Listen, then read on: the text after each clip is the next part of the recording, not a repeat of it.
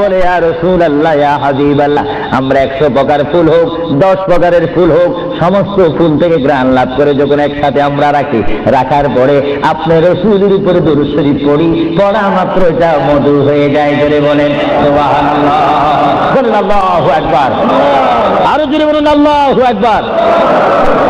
মধু পোকায় রসুল চিনে, জোরে বলেন মধু পোকায় রসুল চিনে, এজন্য তাদের সেই মুখের পানি কি হয়ে যায়, আরো জোরে বলুন না কি হয়ে যায়। মধু পোক শ্রেষ্ঠ না আমরা শ্রেষ্ঠ? আরো জোরে বলুন কি শ্রেষ্ঠ? আমার প্রিয় নবী মুহাম্মদ রাসূলুল্লাহ সাল্লাল্লাহু আলাইহি ওয়াসাল্লাম, বর্তমান তিনি রয়েছেন রাউজা মুবারক। জোরে বলেন রাউজায়ে, যে রাউজা মুবারকের মাটি হচ্ছে আরশ আজিম চাইতে অনেক গুণে দামি। আর জোরে বলেন না সুবহানাল্লাহ। কারণ রাসূলুল্লাহ সাল্লাল্লাহু আলাইহি ওয়াসাল্লামের দাম আরশ আজিম চাইতে কম না বেশি? কেন বেশি? আরশ আজিমকে যদি প্রশ্ন করা হয়, কুরসিকে যদি প্রশ্ন করা হয়, লৌহে কলমকে যদি প্রশ্ন করা হয়, তোমাদেরকে যদি প্রশ্ন করে জানতে চাই তোমরা কি বলতে চাও? তোমাদেরকে আল্লাহ রাব্বুল আলামিন কি দ্বারা সৃষ্টি করেছে? লৌহে কলম আরশ আজিম সব কিছু জবাব দিবে, বেহেশত দোজখ থেকে জবাব আসবে। আমাদেরকে আল্লাহ নবীজির পাসিনা গাম থেকে তৈরি করেছে। জোরে বলেন সুবহানাল্লাহ। আমার প্রিয় নবী মুহাম্মদ রাসূলুল্লাহ যেখানে শুয়ে আছেন সেটা হচ্ছে আরশের চাইতে আরো বেশি দামি রাউজায়ে মুবারক। এই রাউজা শরীফে রাসূলুল্লাহ যাওয়ার আগে আল্লাহ রাব্বুল আলামিন আমার প্রিয় নবীর কাছে মালাকুল মউত আজরাইল আলাইহিস সালামকে পাঠাইলেন। চিৎকার দিয়ে বলুন সুবহানাল্লাহ। আল্লাহর প্রিয় নবী তিনি কেমন নবী? আল্লাহর নবী তিনি মৃত্যুবরণ করেছেন, কিছুক্ষণের জন্য তিনি মৃত্যুবরণ করেছেন। আল্লাহর নবীর ওফাত হয়েছে, তিনি কিছুক্ষণের জন্য আল্লাহর নবীর ওফাত শরীফ হয়েছে। বাইরে আমার শুনুন, আল্লাহর প্যারা নবীর দরবারে আল্লাহ রাব্বুল আলামিন আজরাইলকে পাঠাইলেন। হে আজরাইল, আমার বন্ধু নবীজির কাছে তুমি চলে যাও। আমার বন্ধুর কাছে যাবে তুমি মানুষের সূরতে। সুবহানাল্লাহ বলেন, আরো জোরে বলেন কিসের সূরতে? আপনারা বলেন আজরাইল কি মানুষ না ফেরেশতা? আরো জোরে বলেন কি? এখন মানুষের সূরত ধরার কারণে কি সব সময় মানুষ বলবেন নাকি? মানুষ বলা যাবে না। আল্লাহ মানে আজরাইল মালাকুল মউত, আমার বন্ধুর কাছে তুমি চলে যাও। এমন বন্ধুর কাছে আমি তোমাকে পাঠাচ্ছি যে বন্ধুকে আমি তৈরি না করলে লাউলা কালামা খালাকুতুল আফলাক। আজরাইল তোমার জানা উচিত যেই বন্ধুকে আমি সৃষ্টি না করলে তুমি আজরাইলকে, জিবরাইলকে, মিকাইলকে, ইসরাফিলকে, আসমানি ফেরেশতা, জমিনি ফেরেশতাদেরকে আটকানা ব্যস্ত সাতখানা দুজক আমি সৃষ্টি করতাম না, সামা তৈরি করতাম না, আসমান তৈরি করতাম না, আর জমিন তৈরি করতাম না, ফুলসরাত বানাইতাম না যে নবীকে আমি সৃষ্টি না করলে। এমন একজন নবীর কাছে আমি তোমাকে পাঠাচ্ছি, তুমি সুন্দর করে আদর সহকারে আমার বন্ধুর কাছে চলে যাও এবং যাওয়া মাত্র তুমি তোমার সালাম আমার বন্ধুর কাছে রাখবে এবং আমি আল্লাহর সালাম তো পৌঁছাই দিলে। জোরে বলেন সুবহানাল্লাহ, বলেন আল্লাহু আকবার। নবীকে সালাম দিচ্ছেন কে? আরো জোরে বলুন না কে? আল্লাহ যদি দিতে পারেন বন্ধুর সালাম বন্ধুকে, আমরা সেই নবীকে সালাম দিতে চাই কি চাই না? নবীকে সালাম দিবেন এইভাবে, দোস্ত কেমন আছিস, এইভাবে নাকি? আদব সহকারে, আদব সহকারে সালাম দিতে হবে। পৃথিবীর যে কোনো জায়গায় বেয়াদবি চলে, কিন্তু রাসূলের দরবারে কোনো বেয়াদবি চলে না। রাসূলের দরবারে যদি কেউ বেয়াদবি করে, তার ইতিহাস আসমান ও জমিনের বিশ্ব নন্দিত শ্রেষ্ঠতম স্পিকার যিনি হচ্ছেন মুআল্লিমুল মালায়েকা, যিনি বর্তমান স্টেজে রয়েছেন, মিস্টার ইবলিস শয়তান 6.5 লক্ষ বছর ইবাদত করেছে। রাসূলুল্লাহর নূর মুবারক অস্বীকার করার কারণে সঙ্গে সঙ্গে আমার আল্লাহ ফতোয়া দিয়েছেন আবা ওয়াস্তাগবারা ওয়া কানা মিনাল কাফিরিন। আল্লাহ রাব্বুল আলামিন বলেন, ইবলিস তুমি যে অনেক ইবাদত করেছো, শুধুমাত্র বন্ধুর শানে বেয়াদবি করার কারণে আমি তোমার 6 লক্ষ বছরের ইবাদতকে রুইয়ের মতো তুলার মতো জ্বালিয়ে আমি তোমাদেরকে কাফিরুল কুফার বানিয়ে দিলাম। কারণ আমি আমার নবীর শানে যদি কেউ বেয়াদবি করে সেটা আমি আল্লাহ বরদাস্ত করি না। চিৎকার দিয়ে বলেন সুবহানাল্লাহ। আরো জোরে বলেন না সুবহানাল্লাহ। কি বলতেছিলাম ভাইয়েরা আমার, আল্লাহর প্রিয় নবী দু জাহানের বাদশা নবী মুহাম্মদুর রাসূলুল্লাহর দরবারে আজরাইল আলাইহিস সালাম আসলেন। এবার আজরাইল এসে সালাম দিচ্ছে। আমার ভাইয়েরা বলুন আসসালাতু ওয়াসসালামু আলাইকা ইয়া রাসূলুল্লাহ। সবাই জোরে বলেন মুহাব্বতে। ফেরেশতারা ক্যাসেট করতেছে এই সালামের আওয়াজ অবশ্যই নিজ কানে হাসরের ময়দানে শুনতে পারবেন। চিৎকার দিয়ে বলেন সুবহানাল্লাহ। আমার বুড়ো বুড়ো বাবারা, আমার যুবক ভাইয়েরা, আমার জ্ঞানী গুণী ভাইয়েরা, শিক্ষিত ভাইয়েরা, মা বোনেরা সবাই বলুন আসসালাতু ওয়াসসালামু আলাইকা ইয়া রাসূলুল্লাহ, আসসালাতু ওয়াসসালামু আলাইকা ইয়া হাবিবাল্লাহ। আজরাইল আমার নবীর ঘরের দরজার মধ্যে যখন আসলো, আমার নবীর কাছে যখন চলে আসলো, আজরাইল যখন সালাম দিচ্ছে, বিশ্বের শ্রেষ্ঠ মহিলা, জান্নাতের কোটি কোটি কোটি কোটি নারী সমাজের সরদার হযরত ইমাম হুসাইন ও হাসাইনের মা, বিশ্বের শ্রেষ্ঠ নারী মা ফাতেমা ওই মুহূর্তে ঘরের মধ্যে তিনি উপস্থিত ছিলেন। জোরে বলেন সুবহানাল্লাহ। কে দরজার মধ্যে? কে যেন দরজা নাড়ালো, দরজার মধ্যে যেন কে শব্দ করলো।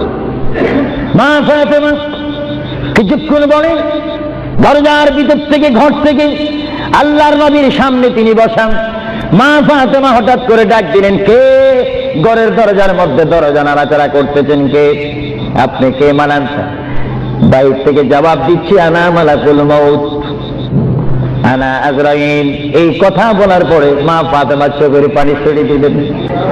মা ফাতেমা চিৎকার দিয়ে বললেন, ইয়া রাসূলুল্লাহ, ইয়া হাবিবাল্লাহ, আমার জীবনে আমি এমন কোন মানুষ দেখিনি, দরজা খোলার পর আমি দেখলাম তার পাওটা হচ্ছে জমিনে আর তার মাথা দেখা যাচ্ছে আসমানে।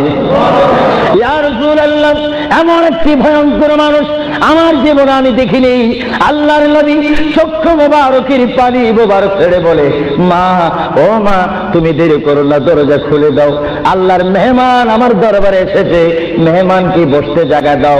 ইনি হচ্ছে মালাকুল মউত, যে বাবা থেকে সন্তানকে নিয়ে যায়, সন্তান থেকে বাবাকে নিয়ে যায়, মা থেকে ছেলে নিয়ে যায়, ছেলের থেকে মা নিয়ে যায়, এর নাম হচ্ছে মালাকুল মউত আজরাইল। হে আমার মা ফাতেমা, তোমার কোনো কথা বললে আমাকে বলে দাও, কিছুক্ষণ বলে আমি দুনিয়া ছেড়ে আমার আল্লাহর মহান দিদারে চলে যাবো। জোরে বলেন সুবহানাল্লাহ। বলেন আল্লাহু আকবার। আরো জোরে বলেন আল্লাহু আকবার। আমরা মহান আল্লাহ চাই কি চাই না? আরো জোরে বলেন চাই কি চাই না? যদি মহান আল্লাহ চেতে হয়, পেতে হয়, মানতে হয়, একটি মাত্র আদর্শ আমাদেরকে জমিনে মানতে হবে, রাখতে হবে, যে আদর্শের প্রতীক ওয়ালার নাম সবাই বলেন মুহাম্মাদুর। আরো জোরে বলেন না মুহাম্মাদুর। মা ফাতেমা কাঁদতে শুরু করলেন, আমার নবীও কাঁদতে শুরু করলেন। মা ফাতেমা বলে, ইয়া রাসূলুল্লাহ, ইয়া হাবিবাল্লাহ, বুঝিছি মনে হয় আপনি চলে যাবেন, না হয় আমি চলে যাব। আল্লাহর প্যারে নবী কেন্দে কেন্দে বলে, ফাতেমা, আমি চলে যাব, আমার নবুয়তের দায়িত্ব, আমার উপরে যা দায়িত্ব ছিল আমি সব দায়িত্ব কমপ্লিট করেছি। হ্যাঁ ফাতেমা, শুধু আমি বিশ্ববাসীর জন্য নবী নয়, বিশ্ববাসীর জন্য আমি শুধু রহমত নয়, কবরের মধ্যে যারা অবস্থান করেছে তাদের জন্য আমি পয়গাম্বার। আমার দায়িত্ব যেমন দুনিয়াওয়ালাদের জন্য রয়েছে, তেমন কবরের মধ্যে যারা গিয়েছে তাদের জন্য রয়েছে। আজকে আমি যদিও দুনিয়া থেকে চলে যাই, কবরের মধ্যে কোটি কোটি উম্মত রয়েছে, তাদের জন্য আজকে আনন্দের দিন। জোরে বলেন সুবহানাল্লাহ। আরো জোরে বলেন সুবহানাল্লাহ। আমার নবী যেমন দুনিয়ার নবী, তিনি তেমন আখিরাতেরও নবী। তিনি যেমন বিশ্ববাসীর জিন্দা যারা রয়েছেন, নারী সমাজ, মহিলা সমাজ, পুরুষ সমাজ, আমাদের জন্য নবী যেমন রহমত, যারা কবরের মধ্যে নারী পুরুষ অবস্থান করেছে তাদের জন্য আমার নবী রহমত। চিৎকার দিয়ে বলেন সুবহানাল্লাহ। এজন্য আমার আল্লাহ রাব্বুল আলামিন বলেন 3,24,000 পয়গম্বর আদম থেকে শুরু করে ঈসা নবী পর্যন্ত কোন নবীর শানে আমি যে আয়াত ফিট করিনি, আমার আল্লাহ বলেন এই ধরনের আয়াত শুধু আমার নবীকে আমি দান করেছি। এজন্য আমার আল্লাহ বলেন, আমার ভাইয়েরা বলুন, মা বোনেরা বলুন, বিসমিল্লাহির রাহমানির রাহিম ওয়া মা আরসালনাকা ইল্লা রাহমাতান লিল আলামিন। আমার আল্লাহ বলে, হাবিব, হে আমার বন্ধু, হে মুহাম্মদুর রাসূলুল্লাহ, আপনাকে আমি আসমানের জন্য, জমিনের জন্য, আরশের জন্য, কুরসির জন্য, মানুষের জন্য, জিন জাতির জন্য, ফেরেশতার জন্য, আমার সৃষ্টির মধ্যে যত সৃষ্টি রয়েছে সকল সৃষ্টির মালিক হচ্ছে আমি আল্লাহ রাব্বুল আলামিন। আর সকল সৃষ্টির জন্য রহমত হচ্ছেন আপনি রহমাতুল লিল আলামিন। হাবিব, আমি আল্লাহ, যেখানে আল্লাহর ক্ষমতা থাকবে সেখানে আপনার রহমতের ক্ষমতা অবশ্যই থাকবে। যদি বলেন সুবহানাল্লাহ, বলেন আল্লাহু আকবার। যেখানে আমার আল্লাহ বলেন সেখানে মুহাম্মাদুর, আরো জোরে বলেন, যেখানে আল্লাহ সেখানে মুহাম্মাদুর। প্রিয় ভাইয়েরা আমার, মুহাম্মদ রাসূলুল্লাহর দরবারে মালাকুল মউত অবস্থান করেছেন, উপস্থিত হয়েছেন, এসে গেল আল্লাহর প্যারা নবী মুহাম্মদ রাসূলুল্লাহ সাল্লাল্লাহু আলাইহি ওয়াসাল্লাম। মা ফাতেমাকে ডাক দিয়ে বলে, হে আমার কন্যা ফাতেমা, তোমাকে আমি জানিয়ে দিতে চাই আমার আর বেশি সময় নেই। তোমার যদি কোনো কথা থাকে তুমি আমাকে বলে দাও, আমি তোমার কথাগুলো শুনবো। মা ফাতেমা ইয়া রাসূলুল্লাহ বলে একটা চিৎকার মেরে ঘর থেকে বাইর হয়ে মসজিদে নববীর সামনে চলে গেল। মা ফাতেমা সেখানে গিয়ে দেখে ইমাম হাসান হোসেন খেলাধুলা করতেছে। মা তার সন্তানকে ডাক দিচ্ছে, হাসান আর হুসাইন, তোমরা বুঝি এখানে তোমরা খেলাধুলা করতেছো? আমার বাবা বিশ্বনবী মুহাম্মদুর রাসূলুল্লাহ সাল্লাল্লাহু আলাইহি ওয়াসাল্লাম দুনিয়ার থেকে চলে যাচ্ছে। তোমাদের যদি কিছু চাওয়ার থাকে, পাওয়ার থাকে, তোমরা আমার বাবার কাছে চলে যাও। আল্লাহ রাব্বুল নাসি ইমাম হাসান হোসেন ইয়া নবী বলে বলে, ইয়া রাসূল বলে বলে চিৎকার দিয়ে দিয়ে তারা আমার নবীর কাছে চলে আসলো। কিতাবের মধ্যে আসে দুনো ভাই আল্লাহর নবীকে জড়ায় ধরে বলে, নানা গো, ও নানা, আমাদের বাবা আলীর মতো গরিব সাহাবী দুনিয়ার মধ্যে নাই। নানা, আমাদের মা ফাতেমা জান্নাতের মহিলাদের সরদার বলে আপনি ঘোষণা দিয়েছেন, আমাকে জান্নাতের নওজওয়ানদের সরদার বলে ঘোষণা দিয়েছেন। নানা গো, পৃথিবীর বুকে থাকতে ওরা তো পেটের প্রয়োজন আছে, খিদার প্রয়োজন আছে। ও নানা, যখন দুনিয়ার মধ্যে খিদা পাইতো 3 দিন 4 দিন পর্যন্ত আমার মা গুনে চুলাতে আগুন দিতে পারতেন না। টাকা নাই, পয়সা নাই, চুলাতে পর্যন্ত আগুন জ্বলে না, পাথর বেঁধে বেঁধে আমরা রাত্রে ঘুমাইতাম। ইয়া রাসূলুল্লাহ, ইয়া হাবিবাল্লাহ, আপনার রহমতের চেহারার দিকে যখন নজর করতাম আমাদের পেটটা ভরে যাইত, খিদার কথা আমরা ভুলিয়ে যাইতাম। ইয়া রাসূলুল্লাহ, আপনি যদি দুনিয়ার থেকে চলে যান আমরা কার চেহারার দিকে নজর করে আমাদের পেটের খিদা দূর করব? আল্লাহর নবী চক্ষু মুবারকের পানি ছেড়ে বলে, হাসাইন আর হুসাইন, তোমরা কেঁদো না। যতবার তোমরা নামাজ পড়বে আর নামাজের মধ্যে তোমরা বলবে আসসালামু আলাইকা আইয়ুহান নাবিয়্যু ওয়া রাহমাতুল্লাহি ওয়া বারাকাতুহু, যতবার তোমরা আমাকে সালাম দিবে ততবার আমি তোমাদের সামনে উপস্থিত থাকবো। জোরে বলে সুবহানাল্লাহ, আল্লাহু আকবার। মুহাম্মদ রাসূলুল্লাহ সাল্লাল্লাহু আলাইহি ওয়াসাল্লাম তিনি নিজে কাঁদেন, হাসান কাঁদেন, হুসাইন কাঁদেন, আলীও কাঁদেন, ফাতেমাও কাঁদেন। আজরাইল বলেন তিনি আজরাইলও কান্দা শুরু করেছেন। আমি পৃথিবীতে বহু মানুষের রূহ নিয়েছি, প্রাণ নিয়েছি, কিন্তু আমি মালাকুল মউত কোনোদিন কাঁদিনি। এখন আওলাদ রাসূলের অবস্থা দেখে যখন আজরাইলও কাঁদতেছেন, আল্লাহর প্রিয় নবী সাল্লাল্লাহু আলাইহি ওয়াসাল্লাম মা ফাতেমাকে ডাক দিলেন, হে আমার মেয়ে, তোমাকে আমি কত আদর করেছি, তোমার কোনো কথা আছে কিনা? মা ফাতেমা প্রশ্ন করলেন, ইয়া রাসূলুল্লাহ, আপনি তো দুনিয়ার থেকে চলে যাবেন, দুনিয়ার থেকে চলে যাওয়ার পরে এই জায়গাটার নাম হচ্ছে কবর, কবরের পরে একটা জায়গা হবে হাসর। এই হাসরের ময়দানে কোটি কোটি উম্মত, মা ব্যতীত, বাবা ব্যতীত, আত্মীয় স্বজন ব্যতীত অসহায় হয়ে মানুষ নফসি নফসি করবে, মানুষ নিজের ঘামে নিজেরা সাঁতার কাটবে। ইয়া রাসূলুল্লাহ, ওই বিশাল 12 সূর্যের চাপ মাথার উপরে থাকবে, ওই কঠিন মুসিবতের সময় আমরা আপনাকে কোথায় পাবো?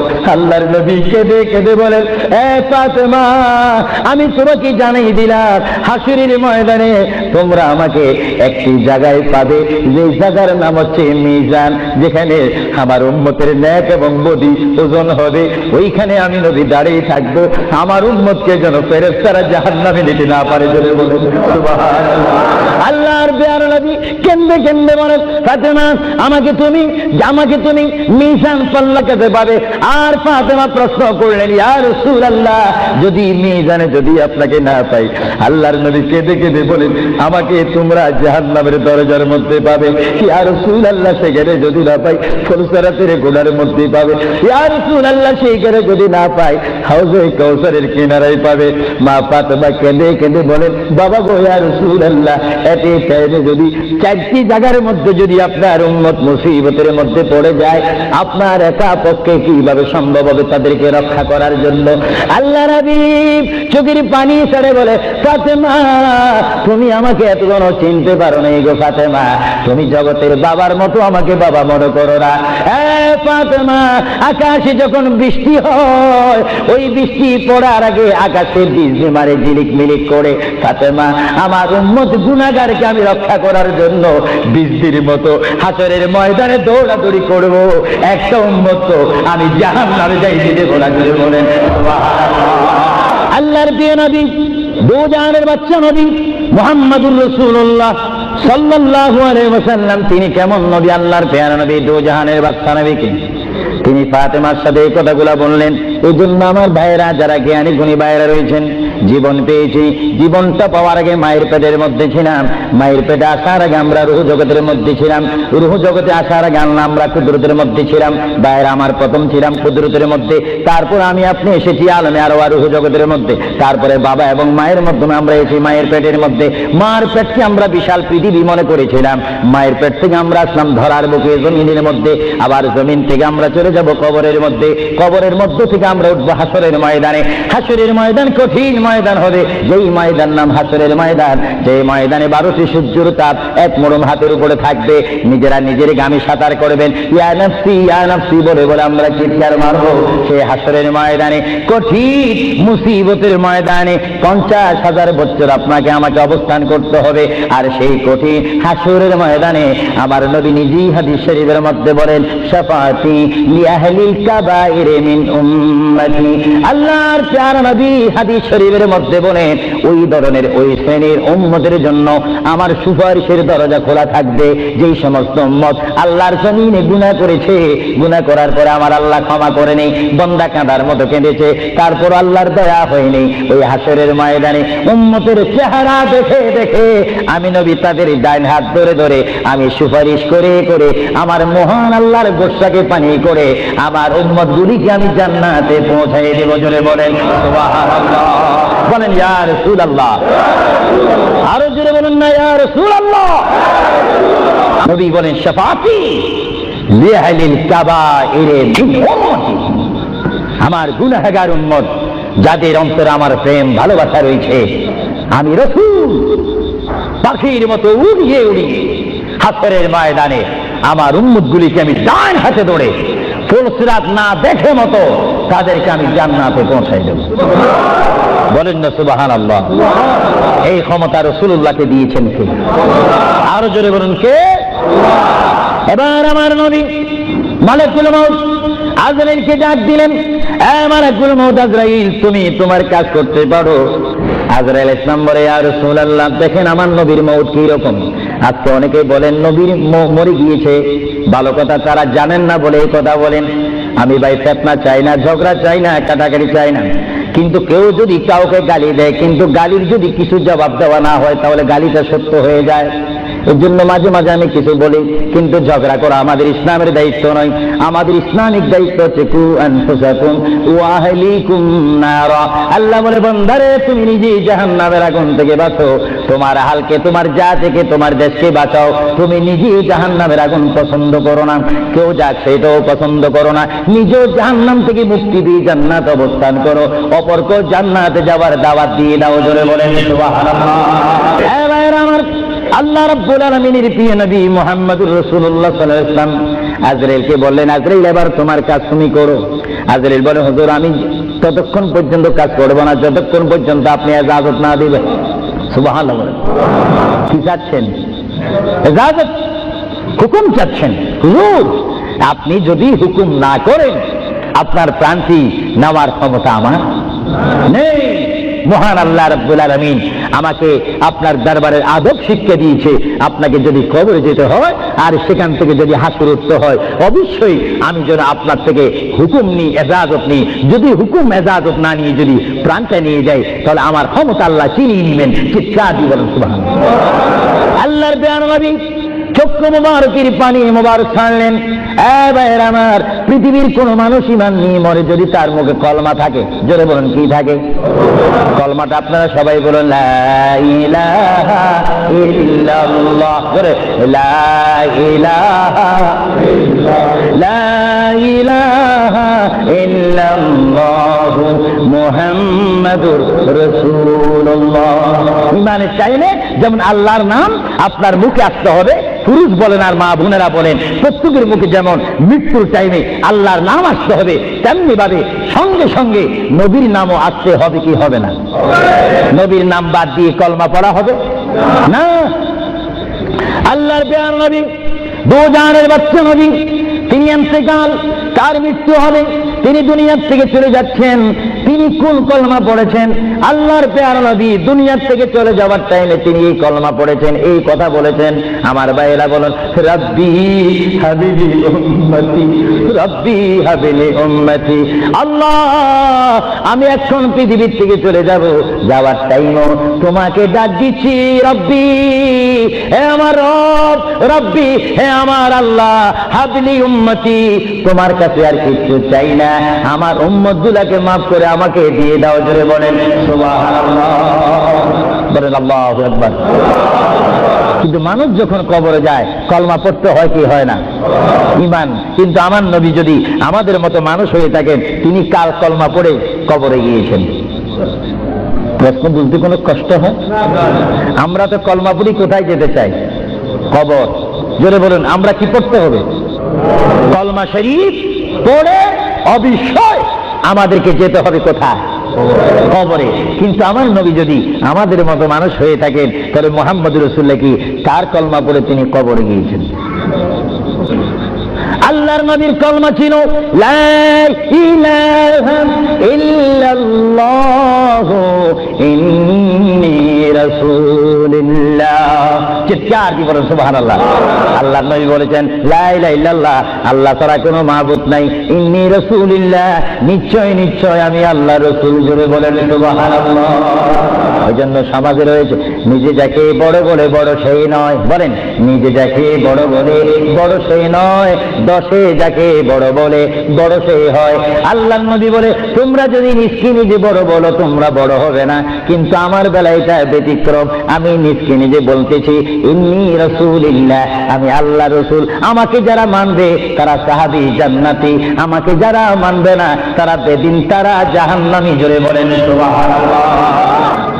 আল্লাহর প্রিয় নবী উম্মতি উম্মতি বলে কাঁদতেছেন। কেঁদে কেঁদে তিনি আজরাইলকে হুকুম দিলেন আপনার কাজ আপনি করতে পারেন। আজরাইল ইসলাম আল্লাহর প্রিয় নবীর সিনা মুবারকের উপর হাত রাখলেন। হাত মুবারক রাখার পরে এই মুহূর্তের মধ্যে আল্লাহর নবী দুজানের বাচ্চা নবী তিনি একটা চিৎকার মারলেন, ও ভাই আজরাইল তুমি কি করতেছো? ইয়া রাসূলুল্লাহ আপনার রূহ মুবারক আমি বাহির করতেছি। আজরাইল তুমি কি করতেছো? ইয়া রাসূলুল্লাহ আপনার রূহ মুবারক আমি নিয়ে যাচ্ছি। আমার নবী চিৎকার দিয়ে বলে ভাই আজরাইল তোমাকে একটু আমি অনুরোধ করে তুমি একটু দেরি করো, তুমি আমার বুকের উপরে কি রেখেছো? ইয়া রাসূলুল্লাহ আপনার বুক মুবারকের উপর আমি শুধু হাতটা রাখলাম। আজরাইল তুমি বুঝি হাত রেখেছো? আমার অনুভব হয় যেন 7টা আসমান আর 7টা জমিন আমার বুকের উপরে দিয়েছো। আজরাইল 7টা আসমান আর 7টা জমিন যেন তুমি আমার বুকের উপরে দিয়েছো। এই মৃত্যুর যন্ত্রণা আমি সহ্য করতে পারি না, তবে তোমাকে আমি অনুরোধ করি আমার উম্মত গুনাহগার হবে, আমার উম্মত বদকার হবে, আমার উম্মত আমাকে না দেখে দেখে ইয়া নবী ইয়া রাসূল বলবে, আমার উম্মতরা তোমার এই কষ্ট সহ্য করতে পারবে না। আজরাইল, তোমাকে আমি অনুরোধ করে গেলাম, কিয়ামত পর্যন্ত যত কোটি কোটি উম্মত পৃথিবীর বুকে মৃত্যুবরণ করবে, সকলের কষ্টটুকু তুমি আমাকে দিয়ে দাও, আমি নবী সহ্য করব, তবু আমার উম্মত সহ্য করতে পারবে না। করে বলেন সুবহানাল্লাহ। আল্লাহ নবী কেঁদে কেঁদে যখন বলেন, এই মুহূর্তে আজরাইল বলে, ইয়া রাসূলুল্লাহ, ইয়া হাবিবাল্লাহ, আপনাকে আমি একটা কথা জানাই দিতে চাই, যারা আপনার আশিক, যারা আপনার গোলাম, যারা আপনার প্রেমিক, যারা কোরআন শরীফ পড়ে, যারা দুরূদ শরীফ পড়ে, যারা নামাজ পড়ে, আল্লাহর সাথে কাউকে শরীক করে না, নবীর সাথে বেয়াদবি করবে না, আউলিয়া কেরামের সাথে বেয়াদবি করবে না, ইয়া রাসূলুল্লাহ, তাদের মধ্যে আল্লাহ এমন একটা ঈমানের স্পিরিট দিবে, তাদের সামনে যখন আমি চলে যাব, চুম্বককে দেখলে যেমনি ভাবে একে অপরকে আকর্ষণ করে, ইয়া রাসূলুল্লাহ, এমনি ভাবে আপনারা আশিকদের রূহ আমি নেব, তারা নিজেও বলতে পারবে না। ময়দার বিদ্যুৎ থেকে একটা চুল বাহির করতে যেমনি ভাবে ময়দা ডিস্টার্ব হয় না, ইয়া রাসূলুল্লাহ, আপনার চেহারা মোবারক তাদের সামনে আমি তুলে ধরবো, আপনার চেহারা দেখে দেখে আপনার উম্মতরা কলমা পড়তে পড়তে কবরের মধ্যে চলে আসবে। জোরে বলেন সুবহানাল্লাহ, বলেন আল্লাহু আকবার। আল্লাহর প্যারা নবী মুহাম্মদ রাসূলুল্লাহ রূহ মুবারক নেওয়া হলো। বুঝেন, যদি নবীও চলে যেতে হয়, সেখানে তো আপনার থাকার কোনো ব্যবস্থা নেই। চিন্তা করেন, আপনার ঘরটা কত লক্ষ টাকার, আপনার অবস্থান কত কোটিপতি শিল্পপতি, সব মিথ্যা, সব বানর আমার আপনার পর হবে, কিচ্ছু সঙ্গে যাবে না, একমাত্র রাসূলুল্লাহর সুন্নাত, আল্লাহর হুকুম, রাসূলুল্লাহর আদর্শ আমার আপনার কবর ও হাসরের নাজাতের ফয়সালা হবে। চিৎকার দিয়ে বলেন সুবহানাল্লাহ। মুহাম্মদ রাসূলুল্লাহর রূহ মুবারক নেওয়া হলো, নিয়ে গেলেন। সাহাবায়ে কেরামের মধ্যে চিৎকার শুরু হলো, প্রিয় নবী চলে গেলেন। আল্লামা শাহেখ আব্দুল হক মুহাদ্দিস দেলভী মাদারিজুন নবুওয়াতের মধ্যে তিনি বলেন, বিশ্বের শ্রেষ্ঠতম ক্লাস নম্বর 1 মুহাদ্দিস, যার সিনার মধ্যে লক্ষ লক্ষ হাদিস মুখস্থ ছিল। তিনি মাদারিজুন নবুওয়াত ফারসি কিতাবের মধ্যে তিনি লেখেন, মুহাম্মদ রাসূলুল্লাহর রূহ মুবারক যখন নেওয়া হলো, আল্লাহর পেয়ারা হাবিবের রূহ মুবারক নিয়ে আসমানে আজরাইল প্রথম আসমানে চলে গেলেন। জোরে বলেন কোথায়? প্রথম আসমানে গেল, দ্বিতীয়, তৃতীয়, চতুর্থ, পঞ্চম, ষষ্ঠ, সপ্তম আসমানে যখন চলে গেল, ওই সপ্তম আসমানে যাওয়ার পরে আল্লাহ রাব্বুল আলামিন হাকামুল হাকিমিনের ওই পাঠানো আজরাইল তিনি চিৎকার দিলেন ফেরেশতাদের মহলের মধ্যে গিয়ে, ফেরেশতাদের কাছে গিয়ে তিনি একটা চিৎকার দিলেন, এই ফেরেশতারা তোমরা একটু আমাকে বিপদ থেকে রক্ষা করো, আমি জীবনে অনেক রূহ নিয়েছি, কিন্তু এমন একটা চিন্তা অনুভব করিনি, মুহাম্মদ রাসূলুল্লাহর রূহ মুবারক আমার হাতের মধ্যে, এই রূহুর নূরের তাজাল্লি আমি সহ্য করতে পারছি না, তোমরা এই নূরটা একটু গ্রহণ করো। ফেরেশতারা জবাব দিচ্ছে, এ আজরাইল, মুহাম্মদ রাসূলুল্লাহর রূহ মুবারক জায়গার মধ্যে এখানে কোনো জায়গা নাই। এইভাবে আজরাইল আরশ, কুরসি, লৌহ কলম সব জায়গার মধ্যে গেলেন, লাহুতে গেলেন, মালাকুতে গেলেন, রূহ মুবারক কোথাও রাখার জায়গা নাই। কিছুক্ষণ পরে আমার আল্লাহ ডাক দিয়ে বলে, আজরাইল, আমার বন্ধুর রূহ মুবারক তোমাকে আনার জন্য বললাম, শুধু একটু পরীক্ষা করলাম, বিশ্ববাসীকে শিক্ষা দিয়ে দিলাম। হে আজরাইল, আমার বন্ধুর রূহ মুবারক, বন্ধুর বড়ি ছাড়া দ্বিতীয় কোনো জায়গা রাখেন এই বন্ধুর রূহ মুবারক রাখার জন্য। হে আজরাইল, তুমি দেরি করো না, যে মদিনার থেকে সাহাবায়ে কেরামের সামনে বন্ধুর রূহ মুবারকটা নিয়ে এসেছো, আবার ওই জায়গায় গিয়ে রূহ মুবারকটা দিয়ে আসো। বলে বলেন সুবহানাল্লাহ, বলেন আল্লাহু আকবার, বলেন ইয়া রাসূলুল্লাহ। এটা হুকুম কার? রূহ মুবারকটা আবার নিয়ে আসলো। রূহ মুবারক নিয়ে আসার পরে হযরত আব্বাস বলেন, হযরত আলী বলেন, হযরত ওমর বলেন, সাইয়্যিদনা আবু বকর সিদ্দিক বলেন, বিশেষ করে হযরত আব্বাস রাদিয়াল্লাহু তাআলা বলেন, আমি দেখতে পেলাম আল্লাহর নবী চেহারা মোবারক উপরে কাপড় ছিল, কাপড়টা যখন ছিল, হঠাৎ করে আমি দেখি আল্লাহর নবীর জবান মোবারক যেন নড়াচড়া করতেছে। সুবহানাল্লাহ। হযরতে আব্বাস বলেন, আমি ওমরকে ডাক দিলাম, সাইয়্যিদনা আবু বকরকে ডাক দিলাম, এ সাহাবীরা, তোমরা কেঁদো না, আল্লাহর নবী মরে নেই, আল্লাহর নবী মৃত্যুবরণ করতে পারে না, আল্লাহর নবী যদি মরে যায় আল্লাহর রহমত শেষ হয়ে যাবে। তোমরা দেখো রে, আল্লাহর নবী যেন জবান মোবারকে কি জানি বলতেছে। হযরতে সাইয়্যিদনা আবু বকর বলেন, আমার কানটি, আমার ডাইন কান আল্লাহর নবীর জবান মোবারক উপরে যখন দিলাম, আমি দেখতেছি আল্লাহর হাবিব জবান মোবারক দিয়ে বলতেছে, রব্বি হাবিলি উম্মতি, রব্বি হাবিলি উম্মতি। আল্লাহর হাবিবের সাহাবায়ে কেরাম চিৎকারে মারি বলে, আল্লাহর নবী মরতে পারে না। আল্লাহর নবীর কাফন মোবারকের কাপড় যখন একটু সরানো হলো, আমার নবী একটু মুস্কি হাসি দিলেন। সাইয়্যিদনা আবু বকর বলেন, আমি রাসূলের মুস্কি হাসি দেখে একটা ইঙ্গিত পেলাম, আমাকে এই অবস্থাও তোমরা কবর দিতে হবে। জোরে বলেন সুবহানাল্লাহ, আরো জোরে বলেন। সাইয়েদনা আবু বকর সিদ্দিক বুঝে গেলেন, আল্লাহর নবীকে গোসল দেওয়া হলো, সব কিছু দেওয়া হলো, জানাজা পড়াই ইমাম বিহীন আমাদের জানাজা পড়তে হয় ইমামের নেতৃত্বে। 4 তাকবীরের শহীদ কি পড়ে? জানাজা। আরো জোরে বলেন কি পড়ে? ইমাম কি পিছে থাকে না সামনে থাকে? কিন্তু আমার নবীর জানাজা এইভাবে হয়নি। আমার নবীর জানাজা কিভাবে হয়েছে জানেন?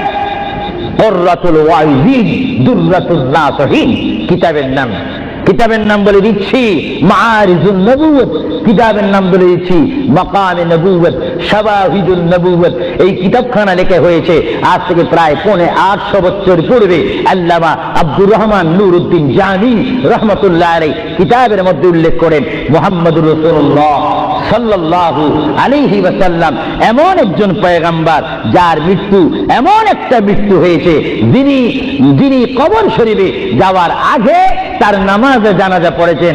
সমস্ত ফেরেশতারা এসে তাওয়াফ করে করে, সমস্ত সাহাবীরা চতুর্দিকে তাওয়াফ করে করে, দুরূদ শরীফ পড়ে করে নবীকে কবরের মধ্যে নিয়েছেন। জোরে বলেন সুবহানাল্লাহ। নবীর জানাজা, আমাদের জানাজা যেমনি ভাবে পড়া হয়, নবীর জানাজাও তেমনি ভাবে পড়া হয়নি। কারণ আমাদের জন্য, মৃত্যু ব্যক্তির জন্য জানাজা কি ফরজে কিফায়া, আর আমার নবী কি মরা না জিন্দা? আওয়াজ বোঝা যায় নবী মরে গেছে। আরো জোরে বলেন নবী মরা না জিন্দা? আপনার মদিনা শরীফ যান, মরা নবীর কাছে না জিন্দা নবীর কাছে? নামাজে দিয়ে নবীকে সালাম দিচ্ছেন, মরা নবী না জিন্দা নবী? এজন্য আমার মা বোনকে আমি বলবো, আমার বাবাদেরকে বলবো, আমার নওজোয়ান ইসলামিক সেই সৈনিকদেরকে বলবো, আহলে সুন্নাত ওয়াল জামাতের কর্মী বাহিনীকে বলবো, আপনারা যখন নামাজ পড়বেন, নামাজের মধ্যে যখন সালাম দিবেন, আত্তাহিয়াতু পড়তে গিয়ে আসসালামু আলাইকা আইয়ুহান নবিয়্যু যখন বলবেন, নিয়ত রাখবেন, খেয়াল রাখবেন, ধারণা করবেন নবী আপনার সামনে, নবী আপনাকে দেখতেছে। যদি আপনি না দেখেন, এই চিন্তা অনুভব করে যদি আপনি নামাজ পড়েন, এই নামাজটা আপনার জন্য হয়ে যাবে মেরাজ এবং বেহেশতের তালা খোলার চাবি। চিৎকার দিয়ে বলেন সুবহানাল্লাহ। এই জন্য রাসূলুল্লাহ বলেন আসসালাতু মিফতাহুল জান্নাহ, এবং অন্য হাদিসে বলা হচ্ছে আসসালাতু মিরাজুল মুমিনিন, নামাজ হচ্ছে ইমানদারের জন্য মেরাজ।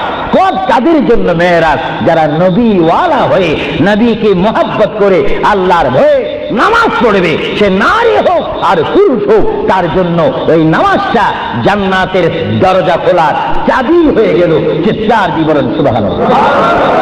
আমরা নামাজ পড়তে চাই কি চাই না? আরো জোরে বলেন চাই কি চাই না?